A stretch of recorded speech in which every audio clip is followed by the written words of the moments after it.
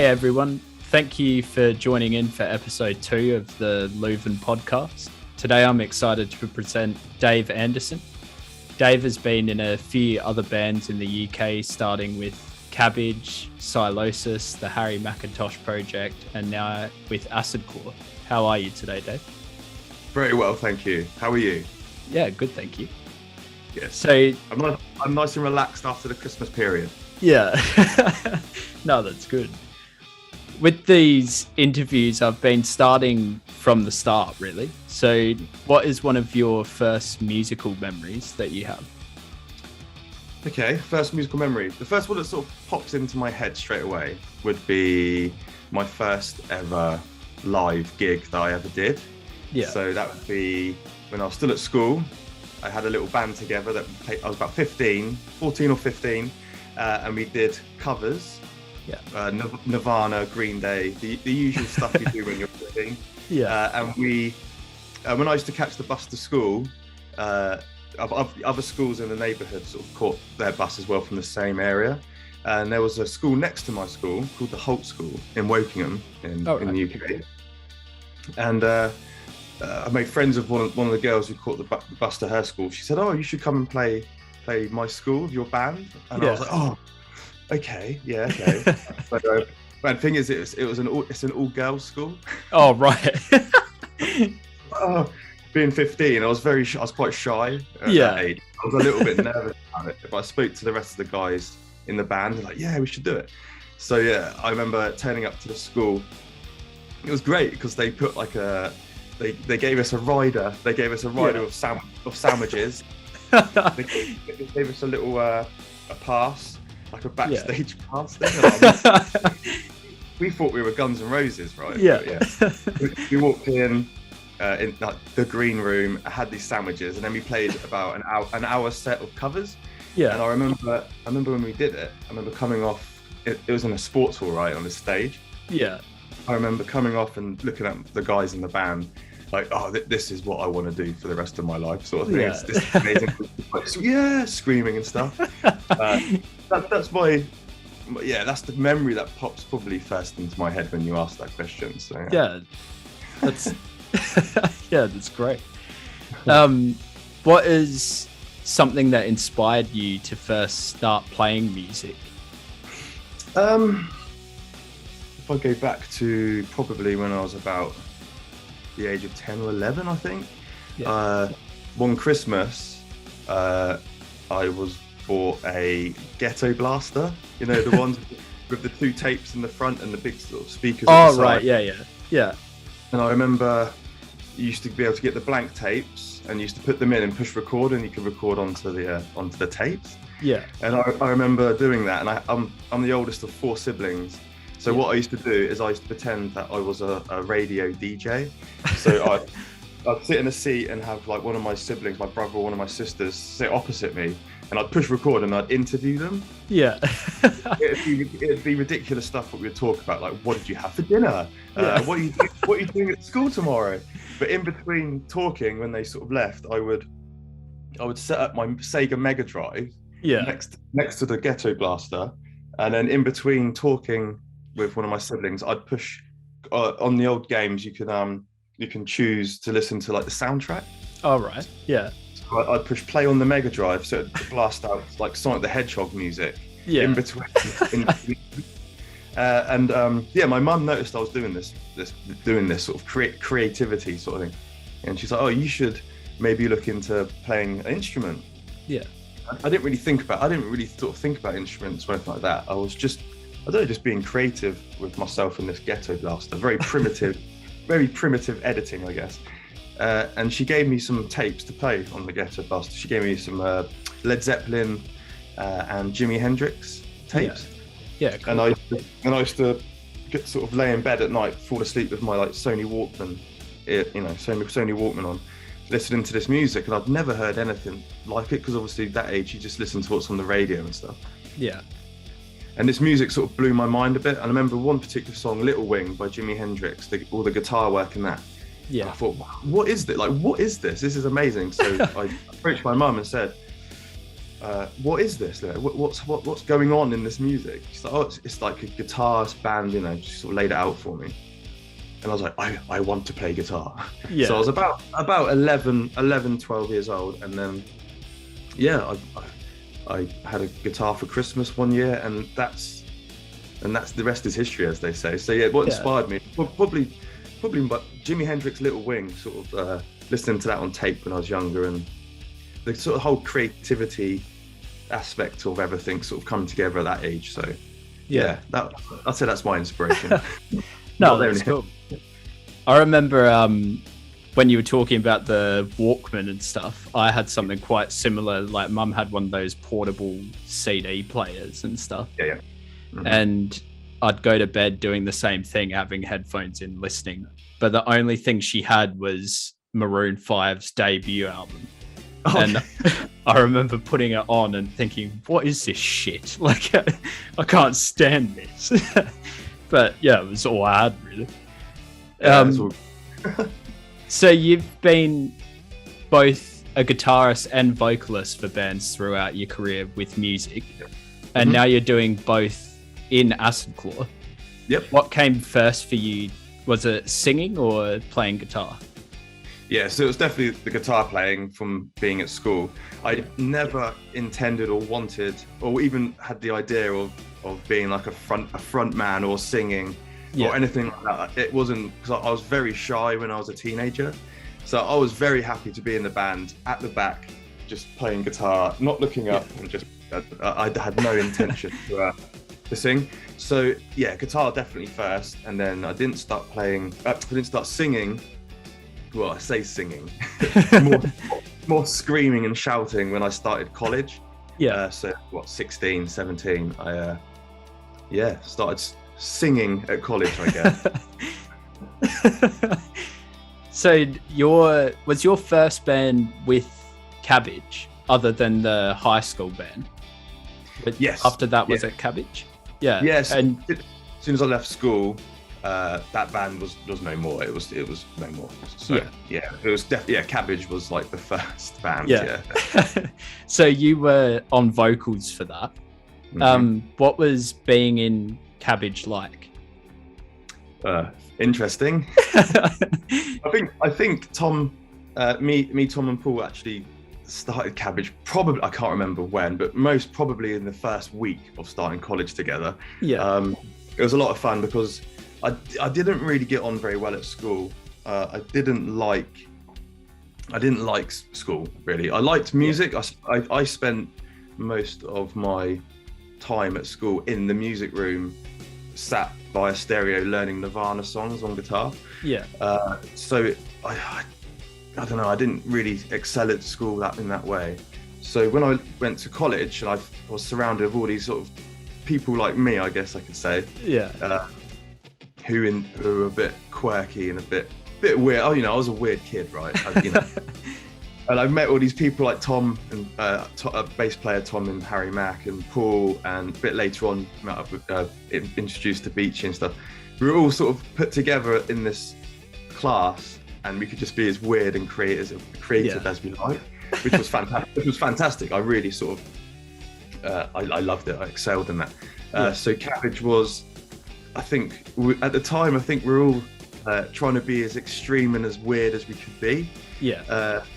So I used to, still listen to a bit of grindcore now and again, but back then I used to be a real hardcore grindcore fan, like the heavier and the most obnoxious vocals, the better. Yeah. And I mean, I can't remember the exact inception of Cabbage, but I remember Tom and Paul might have just been, because we used to have these pods. They were called pods at college, which were like soundproofed rooms, I guess. They weren't very big. You could fit fit a band in there, but they're all soundproofed and they were like lined up.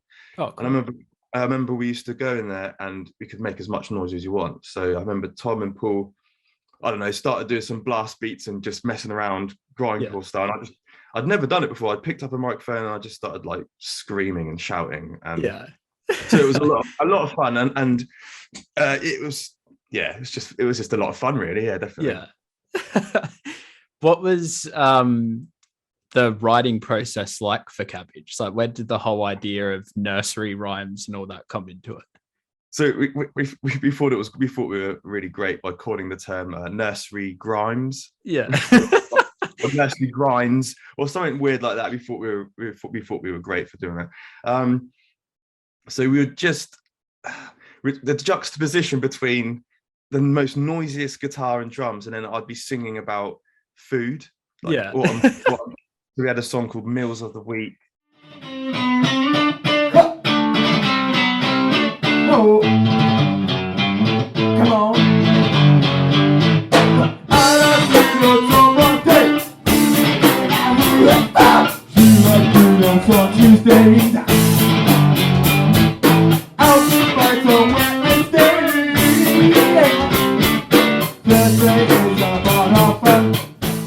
So it'd be like blast beats, and I'd just be like, I don't know, singing about different meals of the week that I had, toast or roast beef or something weird like that. So it was really fun and just a bit creative, but we didn't really have like a formula. It was just get in one of the pods and just let loose, really get creative. I think I sang about like Wizard of Oz, lions and tigers and bears. Yeah. Song called Traff, which is fart backwards.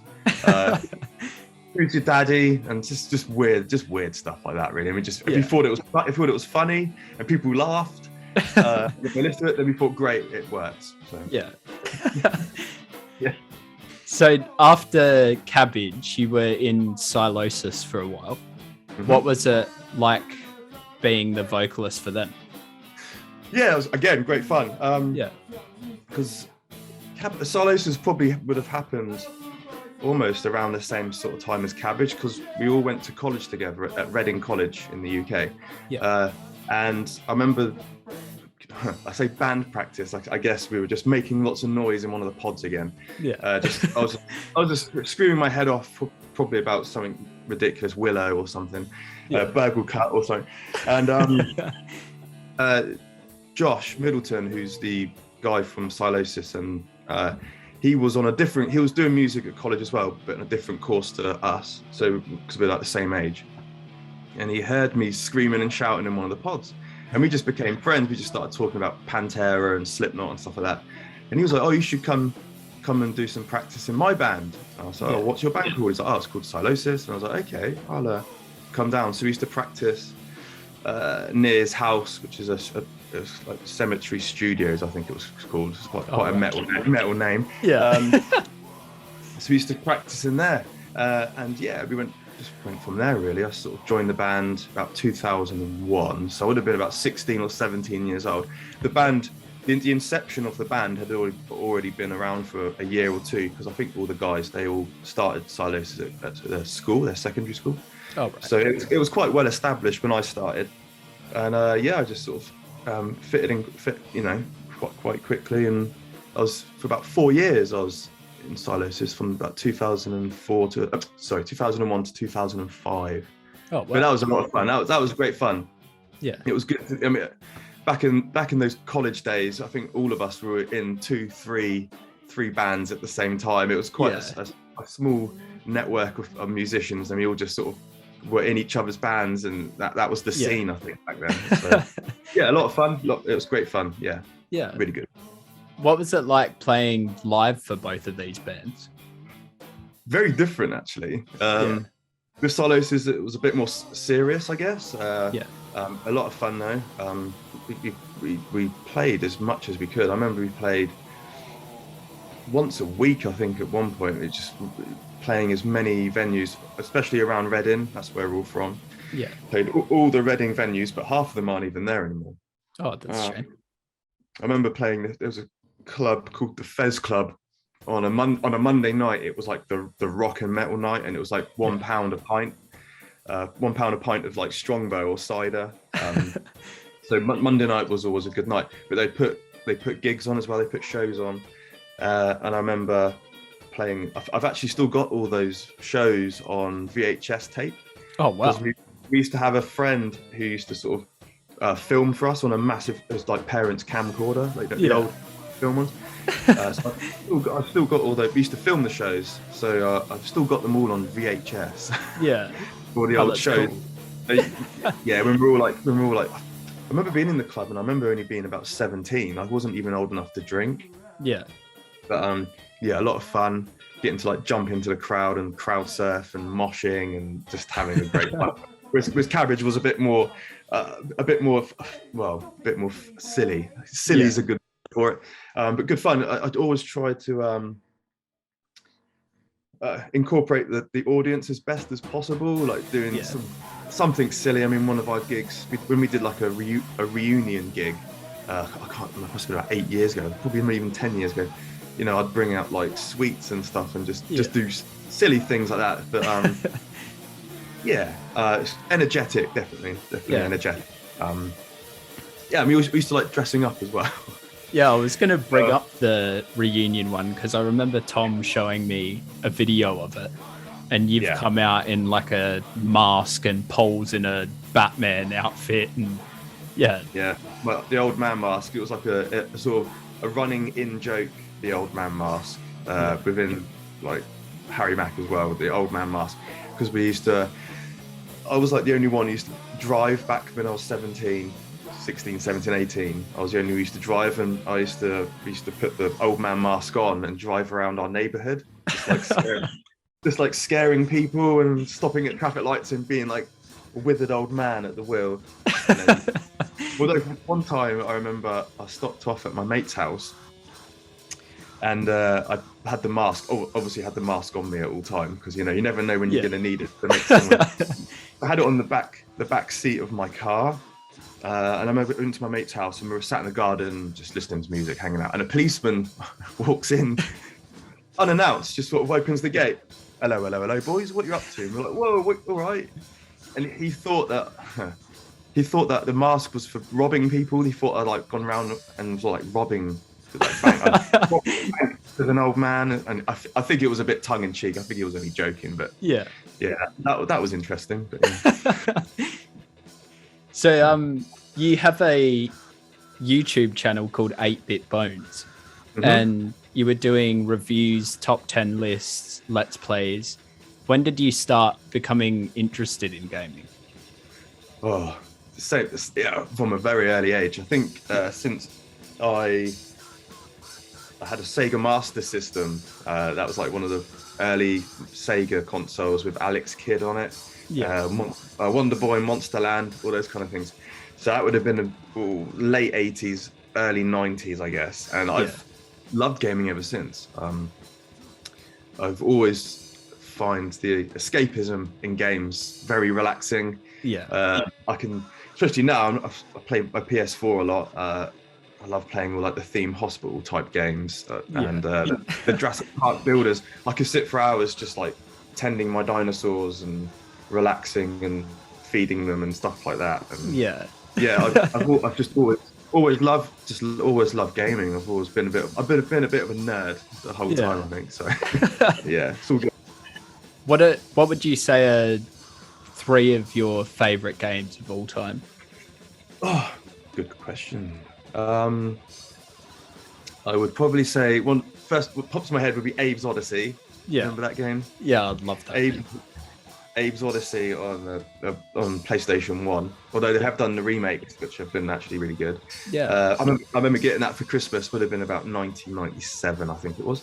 I still, one of those games that I still play to this day. I'll pick it up, play it, and love it.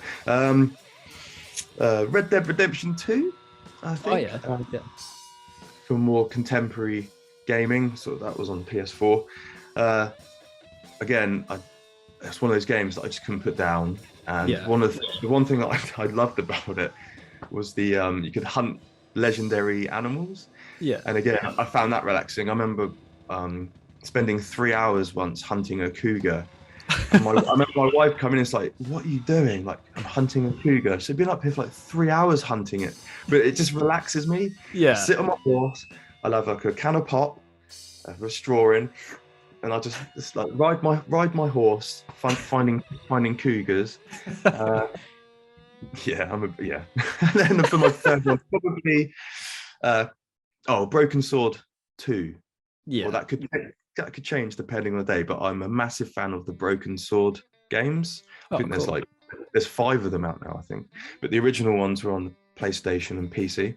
But I just love point and click adventures. Yeah. I'm partial to a point and click adventure. But Broken Sword 2, definitely one of my favorite games. It's definitely up there. Yeah, So, nice. What was it like making the videos for 8-Bit Bones? Hard work. Yeah.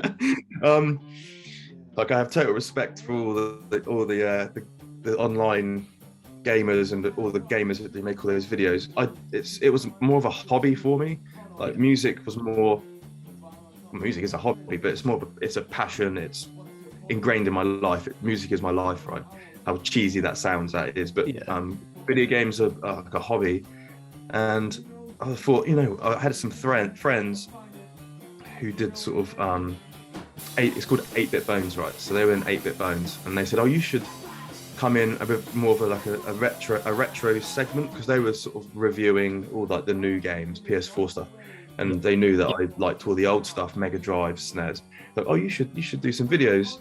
So I started doing the videos, and I got really into it to the point where it would take me about 3 days to make one video that's 10 minutes long or something, because I love editing, I love all that kind of creativity, filming, and it was taking like 3 days to make like 10 minutes, and I was like, wow, this is really hard work. It was rewarding at the end when you finished the video. It's like, I finished the video, and then you'd get like 3 likes or get like 3 views. It's like I wasn't doing it for that sort of attention. I just did it just as a creative outlet.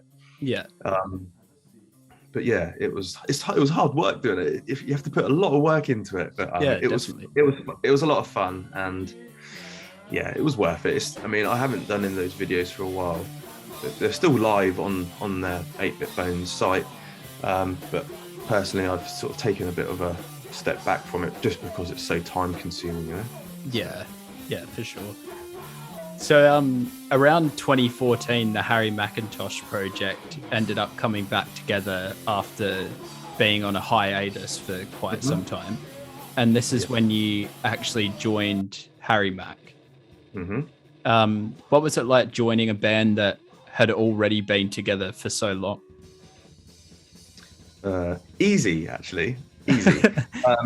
Because we'd all been friends right from college. We'd all been friends from other bands like Cabbage. We'd all been, so it was, easy. I think, easy is a good word. I think we all have a weird sense of humor. I think we all get on really well in that way. So we're almost like a family, I think.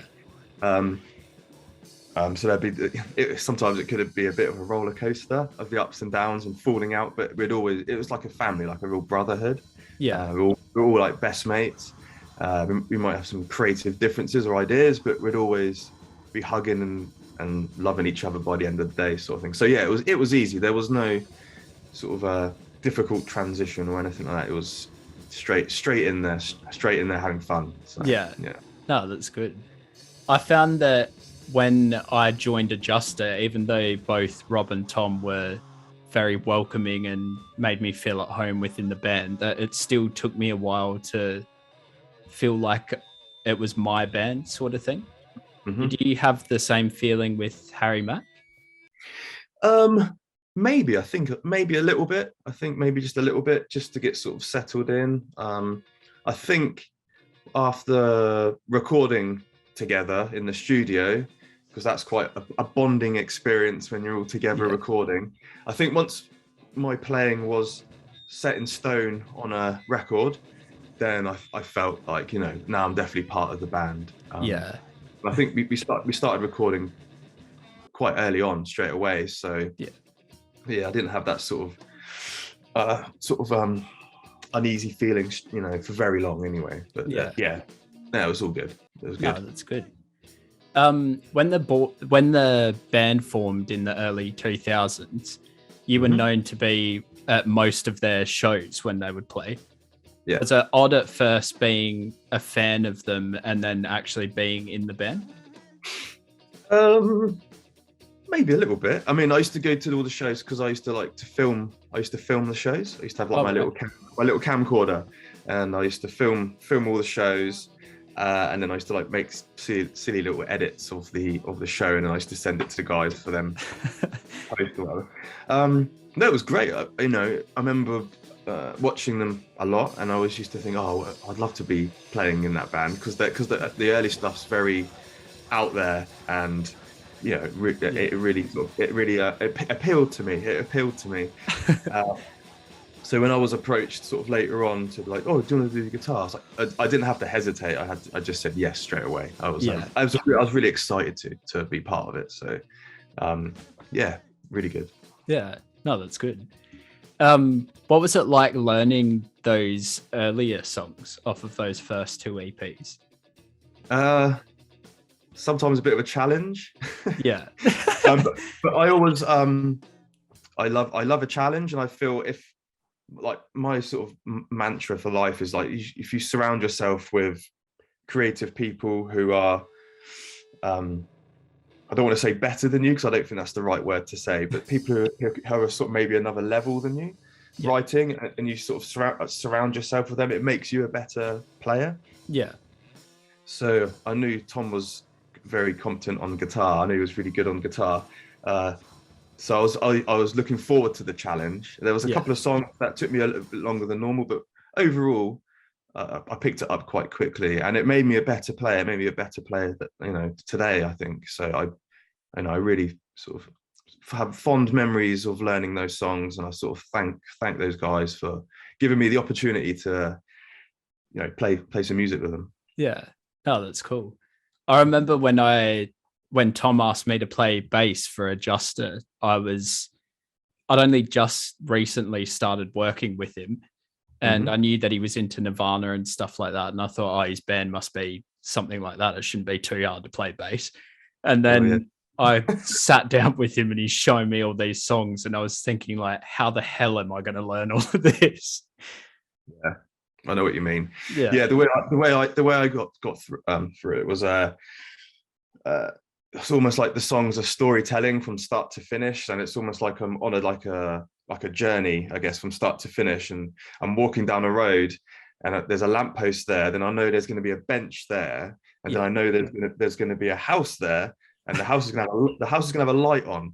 So then I sort of interpret it that way, where I'm going on I'm walking a road, and obviously the same things are going to be there every time. So I've just got to remember the order of everything. That's how I did it.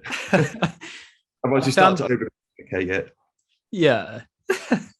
I found that I was learning these songs and getting the hard bits down, but then it'd get to something simple like an A to E, and I'm holding that for like 4 bars, but I screwed it up every single time compared to nailing the hard part. It's always the way, though, isn't it? It's like when your mind thinks, oh, I can relax a little bit now. That's when it all goes wrong. So as soon as you're really concentrating on a really difficult section, and then you're like, oh, I did it. Oh, I can relax. Oh, no, I can't. Oh, I've messed it. So in 2015, Harry Mac released the EP that is the first time you're recording with him, such as The Vulture's Love.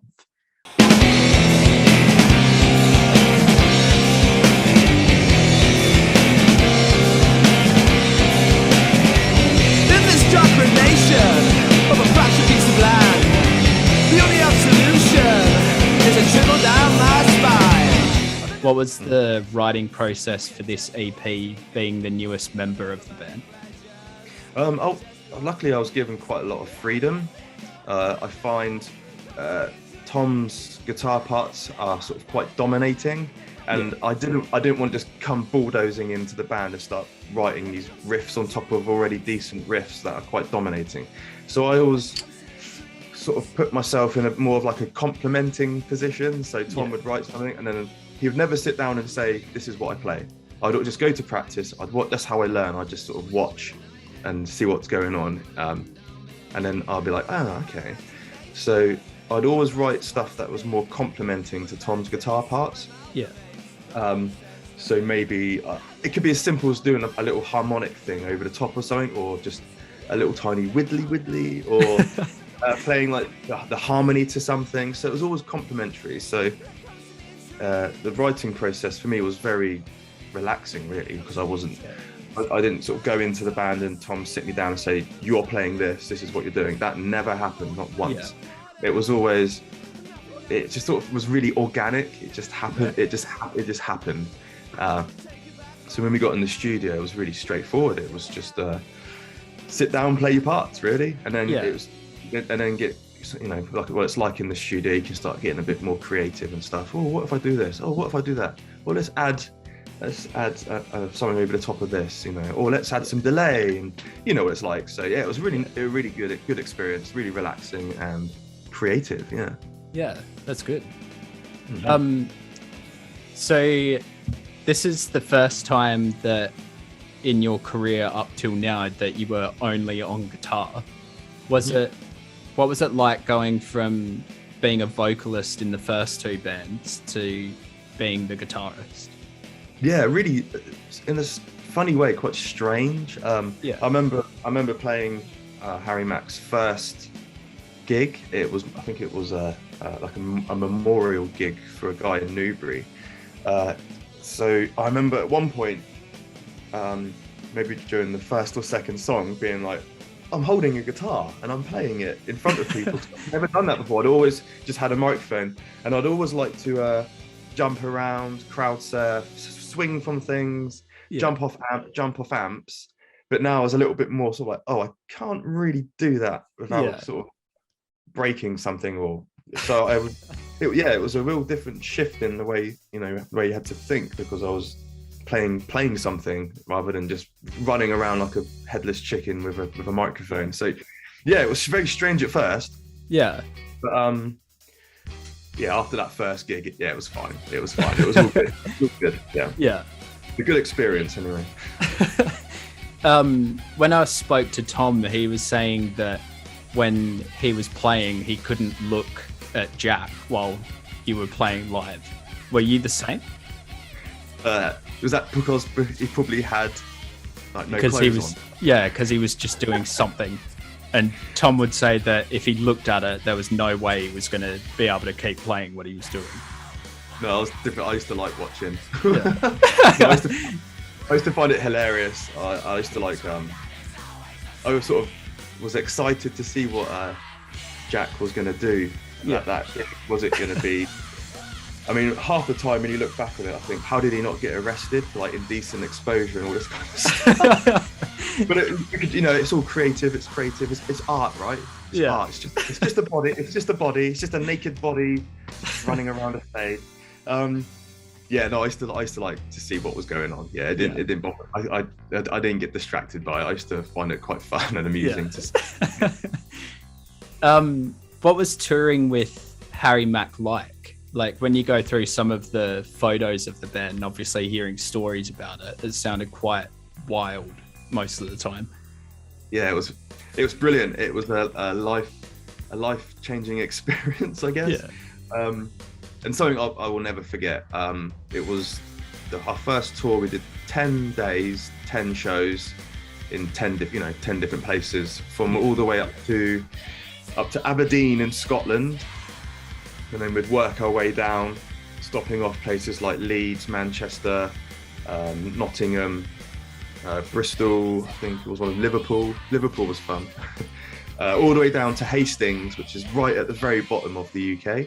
Yeah. So we went from the top to Scotland, all the way down to the bottom. To 10 days, 10 shows. Yeah, it was brilliant. I love the van life, I guess you could call it. I sometimes enjoy the travelling to a gig in a van with all your mates. Yeah. Sometimes I find that more fun than a gig sometimes. It's just that sort of camaraderie, having a laugh with your mates, knowing you're going to play some music that you love. It was fantastic. It was really good. Love to do it again one day, with Harry Mac or with any.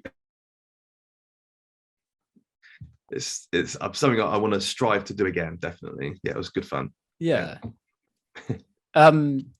What was the recording difference like between that first EP that you recorded with him and what eventually became the last EP for Harry Mac? It was, each recording was very, very different. We did Such As the Vulture's Love. We did that with a guy called Al Hislop in Bracknell, and that was very regimented. It was very clinical, I think is a good word for it. Very clinical, very regimented. Not that that's a bad thing, but sometimes I think maybe that wasn't the right sound for us, because I think our songs need to sort of breathe, I guess. And I think although it's great and it sounds fine, you know, I think that was more of a like I say, a regimented style song. Then we went up to Manchester to record some more music, and that was a bit of a more I suppose you can say punk feel to it. It was a real we slept in the studio. We got locked in there as well a few times because it was in a bit of a dodgy place of Manchester. Yeah, Manchester can be quite scary, I guess you could say. So the guy who recorded us was like, you can stay here tonight, but I'm going to have to lock you in. So no, and he's wow. If you hear a sound bigger than a mouse, it's probably a man. I think that was his quote. Yeah. So don't open the door, whatever you do. So we're all like sensitive musicians who get like scared at everything, don't we? You know? So we're all like with our duvets like this, like all night. I was scared stiff that we're going to get shot or something. Yeah. So that was a bit more sort of relaxed feeling. The guy let us like drink in the studio. It was a bit more relaxed and like fun. Again, that was a great experience. And then the THMP self-titled one, that was a guy, Joe Lawrence, who did that over in Swindon. So that's about an hour and a half drive from Reading, like where I'm from. And that was sort of like a mixture of all of them. So it was relaxed. It was Joe understood what we wanted. We wanted the songs to breathe, and we wanted, that organic feeling. And Joe Lawrence, we went to college with him. Yeah. So good to catch up with him again. He's doing really well, I think. So that was a real mixture of all of our experiences in this song, and that's why I think it's probably one of the better sounding, records that we did. So so it's, it's definitely a very nice sounding mix, that last EP. Especially Zouk. Is it Zouk Puma? Zouk Puma. Yeah, that sounds amazing, that whole song. Yeah, I was really happy with it. We were all really happy with the way it came out. Yeah, really happy. Yeah. I'm still very proud of that, being part of that record. Yeah, cool. So Tom eventually moved to Australia in 2016, and Harry Mac has since been on hiatus again. What did you do musically in that time between Harry Mac and now Acid Core? Yeah, so it's quite a long time when you think about it, that hiatus, I guess. I worked on myself, I guess. I worked on my job, because I work in music for my job. I'm a music teacher at a residential school for children and young people with autism. Yeah. So I wanted to sort of get better at that. I wanted to do some training, do some music therapy training. I went to uni, sort of worked on myself in that side of things with my career, sort of worked my way up to where I am now. And I also spent a lot of time just writing my own music, writing, like I said before, like I try and write something at least once a week, a song, a radio jingle, a song that might fit in on a Disney movie, or a complete death metal grindcore song. Where it's just being, I got just creative, just be creative. So I was busy, but in other things, but still music, still being creative. I think if I didn't play a guitar for a couple of days or a week, then I don't think my equilibrium would be settled, Yeah. So during that time where you're recording at least one thing a week, would Yeah. you have a bunch of songs recorded now, then you'd have something like Prince's Vault with like hundreds of songs in it. I've got hard drives full of just probably like rubbish, but there's still creativity. My phone is full, the voice memos. Yeah, it's full of riffs. So I'll just be. You probably know you'll be sat there minding your own business, and then suddenly something will pop in your head. So I have to grab my phone and just record a riff, and then a lot of songs sort of then develop into proper songs. All started probably from a little riff on my phone. Yeah. So and on my hard drive. So I just use GarageBand 10, which is pretty decent now. Yeah. A little interface. Just sit at home, just get creative. So. Yeah, cool. Throughout the bands you've been a part of, there've been familiar people in each one of them. Like Cabbage had Tom and Paul, who were then also a part of Harry Mac, and now Jack, who was singing in Harry Mac, is now the drummer of Acid Claw. Yeah. Has it been easier starting and joining these bands with people you already know? I think so. Yeah. I think the foundation is there. Like your friendship is there. So then you can really just focus on the music. Yeah. I'm a sensitive musician like everyone else. I'm quite shy, really. So if someone I didn't know was in a band I was with, I'd find that maybe a little bit intimidating. I'd feel a bit shy around them. I couldn't be myself. It would take me a while to adjust to that. So I think if you're in bands with people you already know and you've known for 20 plus years now, the foundation's there, your friendship's there. You can say how you can be honest. Yeah. And say I don't like confrontation really. So if I was in a band with someone I didn't know and they played something I didn't like, I'd really struggle to say I don't like that. Yeah.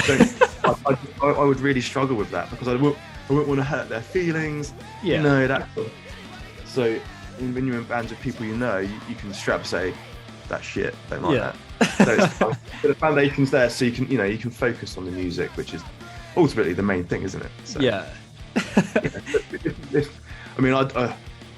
probably wouldn't change that. I think being in bands with mates you've known for 20 plus years is great.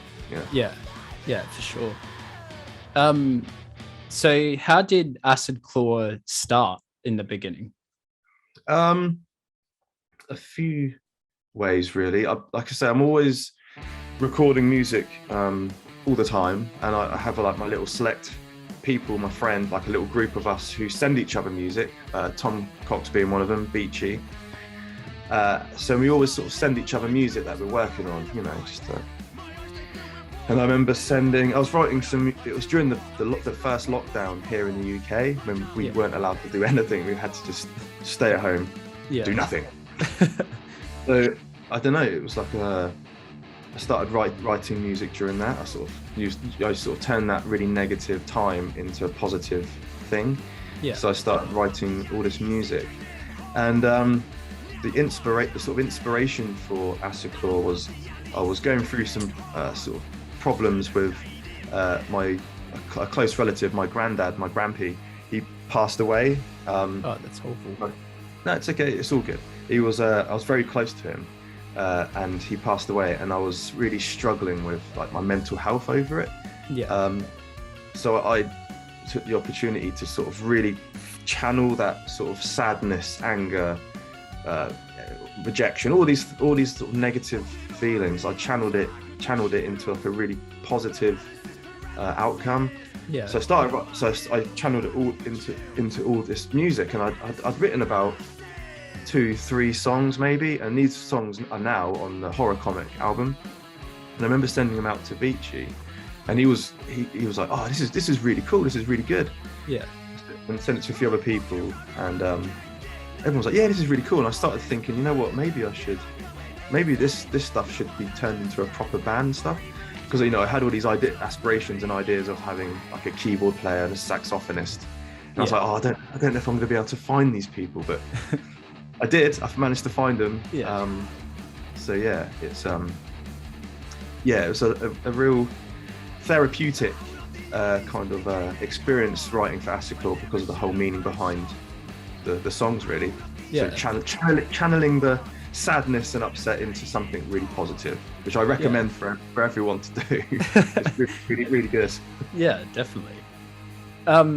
What are some of the influences behind Acid Claw, like with other artists? Because when you listen to it, I instantly thought of Mr. Bungle to start with, and then Cardiacs, but it also has a lot of punk and metal elements to it.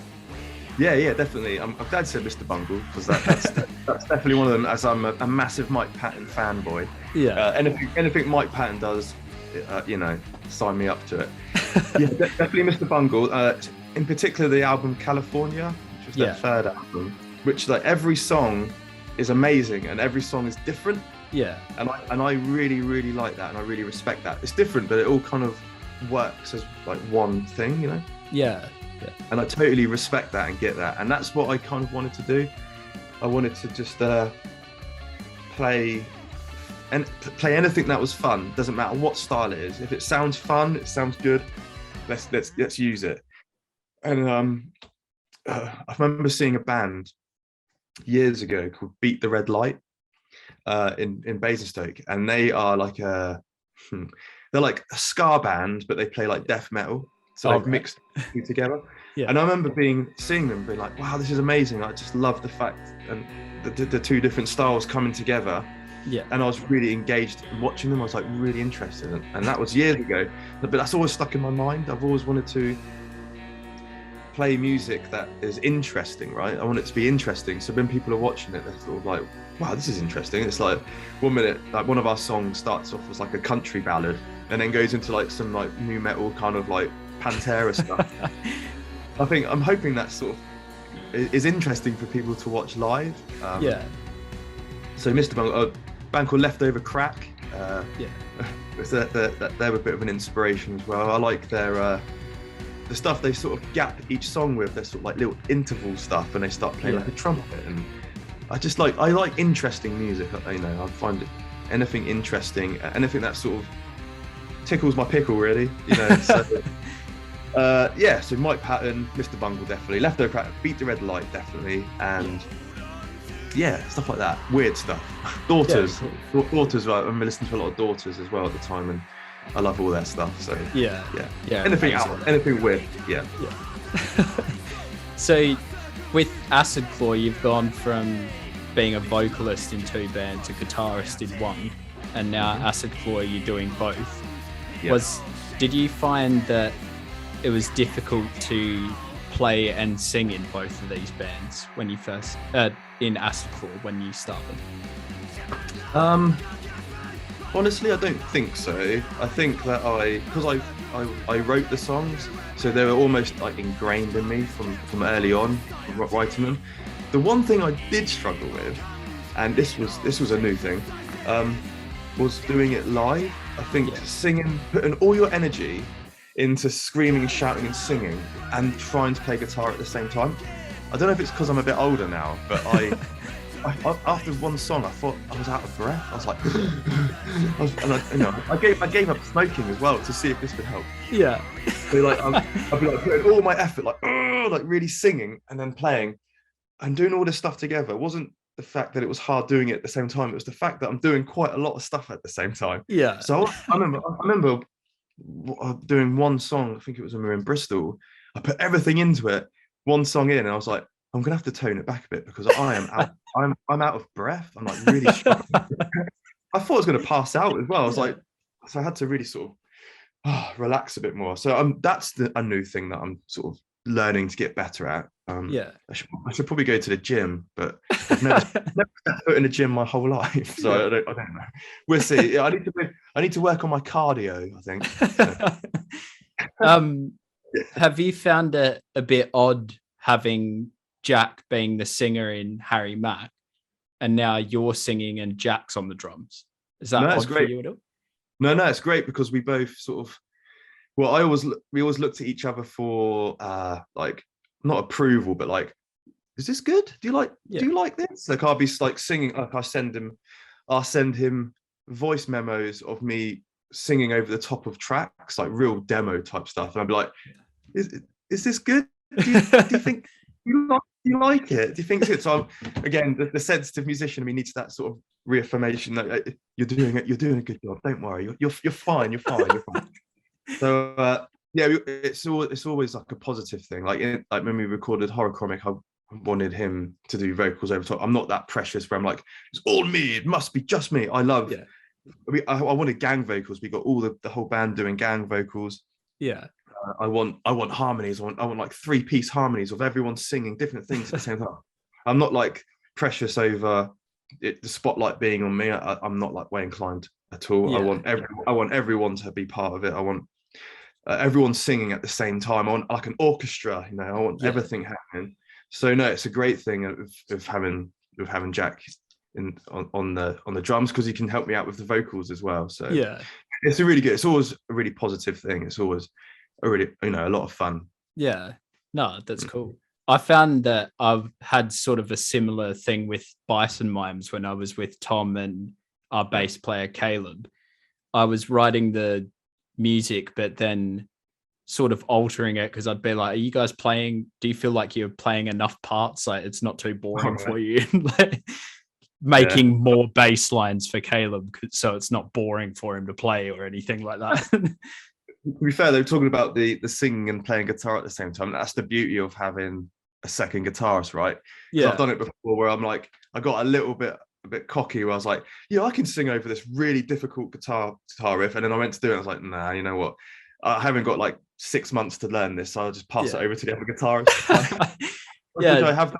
And I've also done that where I've taken it back as well. So it's all good. We're like a little family of like, you play this, I play this. We can swap it. It's very flexible. And it's also, if you can't play something, just say someone else can play it. We've got a saxophonist over there who can play this. Keyboard player over there. We're all good. Everything's covered. Don't worry. Yeah. Nothing to worry about. It's all about having fun, right? It's all about having fun. Like tell everyone anyway. Yeah. So the mix on the Acid Claw album, I find is really extremely pleasing to listen to. Oh, were you behind the mixing on this, or was someone else doing that? No, it was all expertly done by a guy called Dave Draper. Oh, right. A studio called the Old Cider Press Studios, which is it's about a 2-hour drive. West of where we are, west of London. Okay. 2 hours drive. Yeah, he's I'm not speechless. I'm just trying to say all the nice things at the same time. He was an absolute dreamboat to work with. Yeah. Lovely man.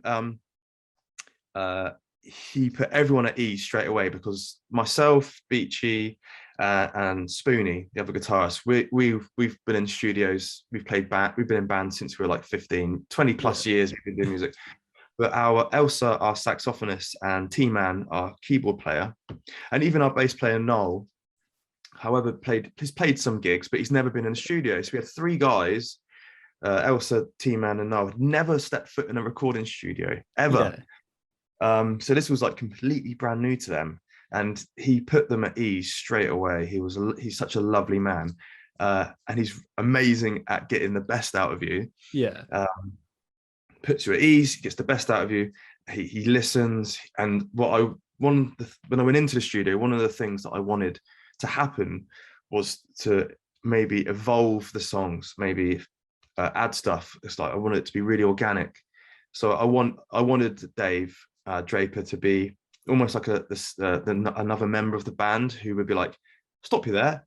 Have you tried putting that on there and doing this? And that's what he did, and I relish that. I love it. I love how things sort of grow and evolve into the songs. So yeah, it's an amazing experience. I don't think I will personally go to anyone else ever to record music with. Oh wow.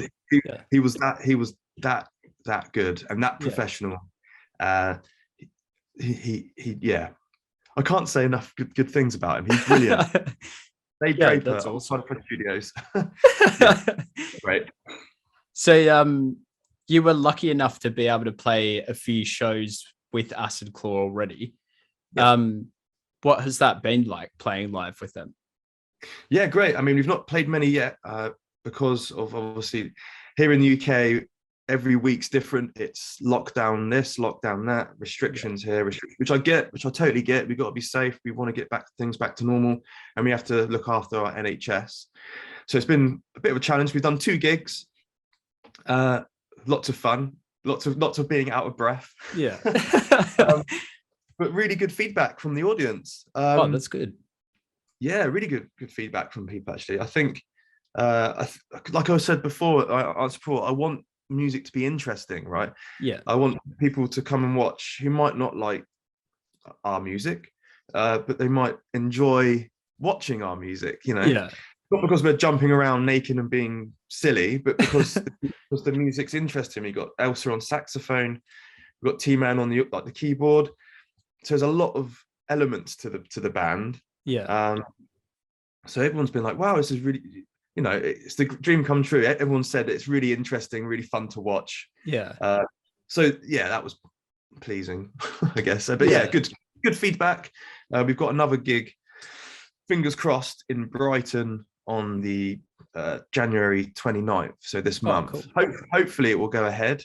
So with a band called the 500. They're a Tony Hawk's covers band. Oh wow. So very very nostalgic, because I used to love playing that game back in the day. Yeah. That's the Prince Albert in Brighton on the 29th. But I'm fingers crossed that's still going to go ahead. Yeah, hopefully. Yeah, definitely. What has starting a band in the UK been like, especially with the pandemic?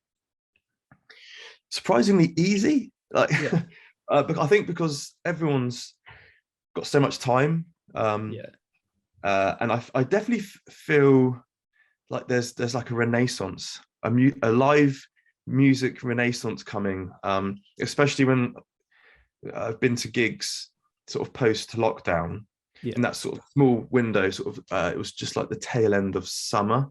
We were free, we were allowed to do whatever we wanted. Yeah. I remember going to a lot of gigs. Went to some gigs in Bristol, everywhere, like local gigs, local bands, and there's a real buzz of energy of seeing live music again. And so I feel like there's this out of the shitty sort of COVID period. At the end, there is definitely a light at the end of the tunnel. Yeah. But to get this band together, to get Assaclaw together, I thought I would struggle. But it just sort of all fell into place. Like I started off with Beachy, Jack. I said we were sort of back and forth, and then I said, "Do you just want to play drums?" He's like, "Yep." And then I had a couple of other people just say yes straight away, and not even I don't know. I come have a jam, it was straight away. Yep, up for that. Yeah. And it was just really good, really quick, really easy. Oh wow. So, good experience. What does the future hold for Assaclaw in 2022? I just want to play more gigs. I want to play as many gigs as possible. I've started writing the second album. I'm about five songs in. Oh wow. I usually aim for about 10 and go from there. So I'm about 5 songs in, and it's next level wild stuff. It's the first album was quite tame compared to the new stuff I'm writing. So wow. It goes from like black metal, like a real blast beat black metal, into sort of a sort of like a farmer's market kind of polka song. It's weird. It's got really weird. It's like I say, next level weird, with every genre you could imagine all mixed into one song. But it sounds fun. We've got I don't want to spoil it too much. It's fun. It's a lot of fun. It's a lot of fun. And watch the space. I'm hopefully, fingers crossed, we will be back in with Dave Draper this year in 2022, maybe the end of summer. See how quick we can get everything written. But I'm pretty focused on getting the 10 songs done pretty quickly. So hopefully by summer we'll have second album ready to go. Yeah, hopefully. that'd be good. So the last question I've been asking everyone is, if you had to show someone that's never listened to music before 3 albums, what would those 3 albums be? Well, I think they would change Yeah. Every day would be free.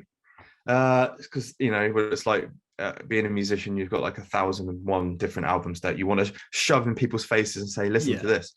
So today would be California by Mr. Bungle, because we've talked about it. Yeah. Big inspiration. Pet Sounds by the Beach Boys. Yeah, that's one. Like the Beach Boys are one of my favorite bands of all time. I love the Beach Boys. Yeah, and Pet Sounds is probably a big inspiration for Horror Comic by Acid Claw, because how creative it is and how anything goes. I think Brian Wilson had a horse come into the studio and clip-clop on a piano or something weird like that, which I totally get and totally love that. I find that great. Clip-clop. Well, that made me laugh. And probably the Daughter's self-titled album. I love that album. Yeah, that's a great album. That's always in my car stereo. I love that album. But that's my top 3 today. Tomorrow, I might say something completely different. Slint Spiderland, or I don't know, Pig Destroyer, something weird like. But today, those are the 3 for today. Yeah, nice. Well, I'd like to thank you for coming on and being a part of this. It's been my pleasure. Thank you. All the links to Dave's music will be in the description. If you can, go support him over on Bandcamp, and have a listen to Acid Claw's debut album, and hopefully we can speak again soon. Yeah, definitely. I mean, all the Acid Claw stuff is on all like the major platforms: iTunes, Spotify, Bandcamp, YouTube. You've got the music video on YouTube and everything. So all good. And hopefully we can speak again soon. It's lovely to meet you as well. Finally. Yeah, it's nice to meet you as well. Yeah, I had a fun morning this morning. It's probably evening for you, right? What time is it for you? It's now 10:30 at night for me.